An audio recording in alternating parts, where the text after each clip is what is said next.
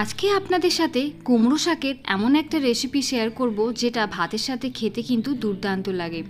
এটা যদি ভাতের সাথে পাওয়া যায় তাহলে কিন্তু আর কোনো কিছুই চাই না, এটা দিয়েই কিন্তু পুরো ভাতটা খাওয়া হয়ে যায়। এই রেসিপিটা আমি প্রথমবার খেয়েছি শ্বশুরবাড়িতে এসে, আর এখন কিন্তু আমার একেবারেই প্রিয় হয়ে গেছে এই খাবারটা হলো কুমড়ো শাকের পোস্ত। বিয়ের আগে কুমড়ো পোস্ত খেয়েছি, কিন্তু কুমড়ো শাকের পোস্ত কখনো খাইনি।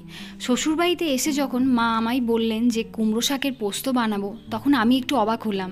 কুমড়ো শাকের পোস্তও হয়? তখন মা বললেন যে হ্যাঁ, কুমড়ো শাকের পোস্তও হয়, আর খেতেও কিন্তু দারুণ লাগে। আর আজকের এই রেসিপিটা বানাতে কিন্তু মায়ের সাথে আমার মেয়েও সাহায্য করবে। তো আপনারা কিন্তু পুরো ভিডিওটা স্কিপ না করে দেখতে থাকুন শুরু থেকে শেষ অবধি। আমার মেয়ে কিভাবে আমাদেরকে হেল্প করে ওটাও আপনারা দেখে নিন। আমার মেয়ে ওই যে ছুরিটা নিয়ে চলে গেল, ও কিন্তু আর দেবে না। যাই হোক, চলুন আমরা রান্নার দিকে এগিয়ে যাই। আজকের রান্নাটা মাই কিন্তু বানিয়ে দেখাবে, যেহেতু মা কিন্তু এটা খুবই ভালো বানান। তো দেখুন, কুমড়ো শাকের পাতাগুলো খুব ভালো করে মিহি করে কেটে নিতে হবে, একদম কুচিয়ে।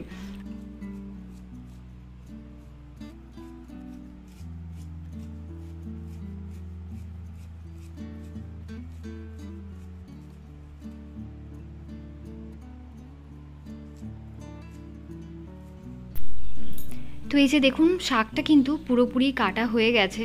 এখন এটাকে খুব ভালো করে কিন্তু ধুয়ে নিতে হবে।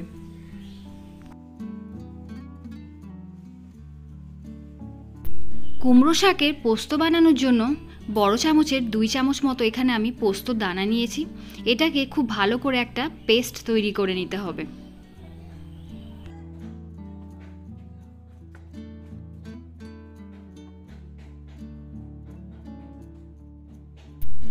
কুমড়ো শাকটা খুব ভালোভাবে ধোয়া হয়ে গেছে।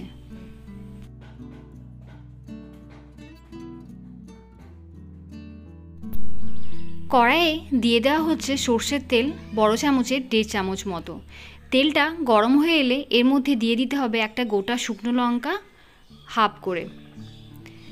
লঙ্কাটা হালকা ভাজা হয়ে এলে এর মধ্যে দিয়ে দিতে হবে কেটে রাখা কুমড়ো শাক।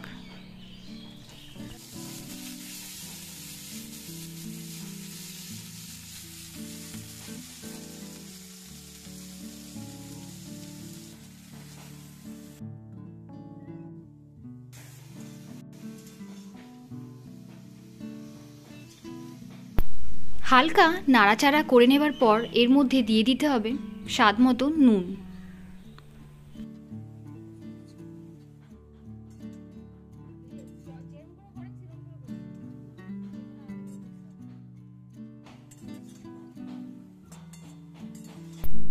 আরও একটু হালকা নাড়াচাড়া করে নেবার পর এর মধ্যে দিয়ে দিতে হবে বড় চামচের 1 চামচ মতো চিনি। চিনিটা যে যার বুঝে দেবেন, যেমন মিষ্টি খান সেরকম হিসেবেই কিন্তু চিনিটা দেবেন। তবে এই কুমড়ো শাকের পোস্ত রান্না করলে কিন্তু একটু যদি মিষ্টি মিষ্টি খেতে হয় তাহলে কিন্তু ভাতটা বেশ ভালোই লাগে খেতে এই শাকের সাথে।